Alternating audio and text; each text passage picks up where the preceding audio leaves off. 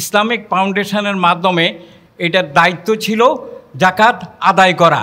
কিন্তু তারা কি করে দেখেন, আমার বাস্তব অভিজ্ঞতা, তারা প্রত্যেকটা ডিসিকে বলে যে ডিসি তুমি 5 লক্ষ টাকা সংগ্রহ করে দিবা। ডিসি এক হিন্দু ভদ্রলোককে বলে তুমি 50,000 টাকা দিবা। তো 50,000 টাকা যখন তাকে বলে সেই দিতে, তখন সেই দিয়ে দেয়। আর ডিসিকে বললাম যে তুমি তো, উনি জাকাত দেওয়ার মালিক না, উনি জাকাত দিলে হবে না।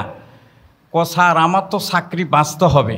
আর যিনি হিন্দু তাকে বললাম যে তুমি কেন এখানে জাকাত দিছো? স্যার আমি জাকাত তো দেই নাই, আমি জাকাত দেই না, আমি দিছি চাঁদা দিছি, উনি আমার কাছে চাঁদা চাইছে। আজকের এই সমাজ ব্যবস্থা দেখেন কতটুকু অবমতন হয়েছিলেন। উনি চাইছে কি জাকাত, কিন্তু জাকাতটা হলো ফরজ, চাইছে কার কাছে? ইসলামিক ফাউন্ডেশন কাছে। আর তারা দিছে কিভাবে?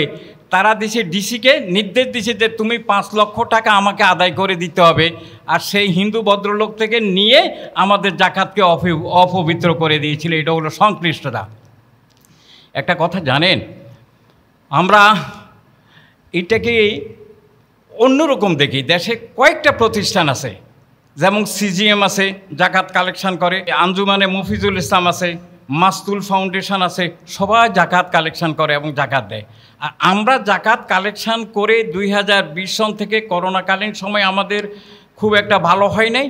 এরপরে আমরা কিছু প্রকল্প নিয়েছি, যেই প্রকল্পের মাধ্যমে বাস্তবায়ন করলে কর্মজীবী অসহায় মানুষের সংস্থান হবে। আমরা মোরগ হাঁস পালনের জন্য আর্থিক সহযোগিতা করেছিলাম, অর্থাৎ এই জাকাত দিয়েছিলাম। এরপর আমরা ছাগল প্রকল্প, আমাদের মোহনপুরে রাজশাহীতে অনেক ছাগল আমরা দিয়েছিলাম। গত শনিবারে আমরা মানিকগঞ্জের সিংহারে 19টি ছাগল দিয়েছিলাম। এটার উদ্দেশ্য হলো যে এই একটা কর্মসংস্থান, হোমিওপ্যাথিক ওষুধ ডাক্তারকে আমরা সহযোগিতা করেছিলাম। আমরা মৎস্য প্রকল্পের জন্য আর্থিক সহযোগিতা দিয়েছিলাম, তাও কর্মসংস্থানের উদ্দেশ্যে। আমরা সেলাই মেশিন দিয়েছিলাম, শীতকালীন বস্ত্র দিয়েছিলাম। এইবার বন্যা দুর্গত এলাকায় আমরা খাবার সরবরাহ করেছিলাম এবং তাদেরকে আর্থিক সহযোগিতা করেছিলাম। এখন আমাদেরকে পুনর্বাসন করা দরকার হবে। আপনারা জানেন ইসলামের 5টি ফরজের মধ্যে, যেমন আমরা মসজিদ আছে নামাজ পড়ার জন্য, হজ আছে, হজের কাফেলা আছে, কিন্তু প্রাতিষ্ঠানিক রূপ দেওয়ার জন্য আমাদের এই যেই জাকাত তার কোনো অবস্থান নেই।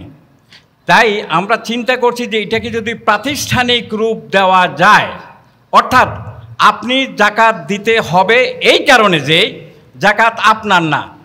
আমরা বিগত আমার পূর্বের বক্তা বলে গেছিলেন, বিগত 53 বছর পর্যন্ত আমরা জাকাত দিয়েছি কিন্তু আদায় করি নাই। কিন্তু ইসলামের বিধান হলো জাকাত আদায় করা। সেই প্রেক্ষিতে আমরা সিস্টেমেটিক ওয়েতে আগে যাচ্ছি। যেমন আমাদের সেলফিন আছে, ইসলামী ব্যাংকের সেলফিন আছে। আপনি আমাদের এই সেলফিনে রাত্রে 2টা হঠাৎ আপনার একটা বিপদ আসছে, আপনি সাদাকা দেবেন, তাইলে ওই সেলফিনের মাধ্যমে আপনি সাদাকা দিতে পারবেন, আপনি জাকাত দিতে পারবেন। আপনার হিসাব আপনি করে আমাদের দিতে হবে। ইতিপূর্বে আমরা প্রশিক্ষণের ব্যবস্থা করেছিলাম। ওই প্রশিক্ষণের মাধ্যমে আমরা সারা দেশ থেকে অনেকটা আমরা সনদে দিয়েছিলাম। প্রশিক্ষণ করার পরে তাদেরকে বিভিন্ন এলাকা পাঠানো হয়েছিল, এই কারণে যে অনেকেই বলে বাৎসরিক আপনারা জাকাত দেন, কিন্তু জাকাত সেটা নয়। জাকাত হলো যে আপনি সারা বছর জাকাত দিতে পারবেন। এবং জাকাত শুধু একটি জিনিস নয়, জাকাত হলে আপনি ফসলের উপর জাকাত দিতে পারবেন, আপনি এই গবাদি পশুর উপরে জাকাত দিতে পারেন, উসুর যেটাকে বলা হয়ে থাকে। 5টি জিনিসের উপর আপনাকে জাকাত দিতেই হবে। সেই প্রেক্ষিতে আপনারা একটু সহযোগিতা আমাদেরকে করবেন, এইভাবে যে ধন্যাঢ্য ব্যক্তির কাছে আপনারা যাবেন যে ভাই আপনার তো টাকা অডেল রয়ে গেছে, আপনি টাকাটাকে আপনি হিসাব করেন, হিসাব করে কি করবেন, আপনি জাকাত দেন। আমাদের ফাউন্ডেশনে দিতে হবে এই কথা নয়, আপনি যাকে ইচ্ছা তাকে দেন, যিনি প্রাপ্য হবেন তাকে দেন, কিন্তু আপনি জাকাত দিতে হবে, কারণ এটা আপনার উপরে ফরজ। এই প্রেক্ষিতে আমরা যে পদ্ধতিটা করেছি সেটা হলো আমরা ইসলামী ব্যাংকে, প্রত্যেকটা ইসলামী ব্যাংকে দেখবেন আমাদের সেলফিন আছে, ওই সেলফিনের মাধ্যমে আপনারা টাকা হঠাৎ রাত্রে 2টার সময় মনে পড়ছে আপনি সেলফিনের মাধ্যমে টাকাটা দিয়ে দিতে পারবেন। কোথায় দিতে পারবেন? আপনার আমাদের যে জাকাত ওয়েলফেয়ার ফাউন্ডেশনে সেলফিনে আপনি টাকাটা দিতে পারবেন। এবং আমরা যে ইসলামের 8টা খাত আছে, সেই 8টি খাতেই আমরা বিলি করি। আমরা এর বাইরে কোনো খাতে টাকা বিলি করার আমাদের সুযোগ নেই। আমরা প্রতিবন্ধী যারা, তাদের জন্য একটা কোটা আছে, যারা ভ্যান গাড়ি চালায় তাদের জন্য একটা বিষয় আছে, যারা অসহায় তাদের জন্য একটা গ্রহণ আছে, যারা ঋণগ্রস্ত তাদের জন্য একটি বিষয় আছে। সব বিষয় মিলে আমরা বলতেছি যে আপনারা আমাদের 8টি খাতের বাইরে আমরা কোনো রকমে জাকাত প্রদান করি না।